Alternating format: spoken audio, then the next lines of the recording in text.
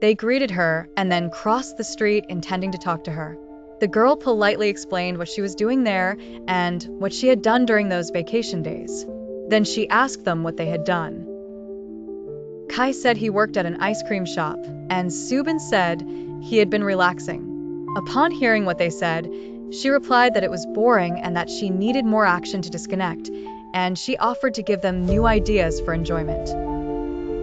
Although the boys never expected to hear what the young girl said next, as her options were not very normal, or at least did not fit the type of society they belonged to. These ideas included skateboarding, stealing, doing rock and roll live streams on YouTube, and even singing on top of a moving truck.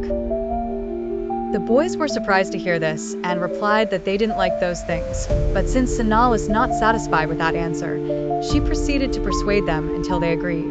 The girl's insistence made them say yes, even though in their minds they didn't intend to follow through. But this was not the case. To Sana's surprise, after a month, she learned of several events that caught her attention. Taeyong was skateboarding, Kai had quit his job and was more rebellious, Subin left a bar without paying, and Yeonjun kept a bag of money he found in a bank that wasn't his. To top it all off, the five of them hired a truck with a wooden platform to give a concert while it slowly moved through the streets.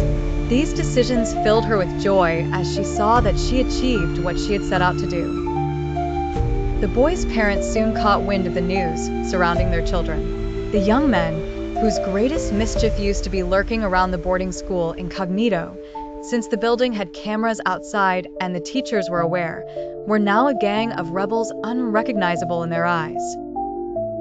This was even more noticeable as the relationships within each household deteriorated day by day, and this unconsciously made them feel bad about themselves.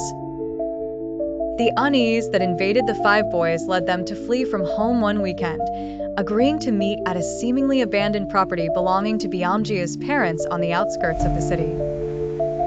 They arrived there in a car driven by Yeonjun, who had picked each of them up.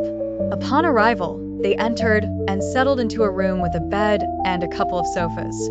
After chatting for a while about the changes in their lives since doing what Sana suggested, the boys' anxiety reached a climax.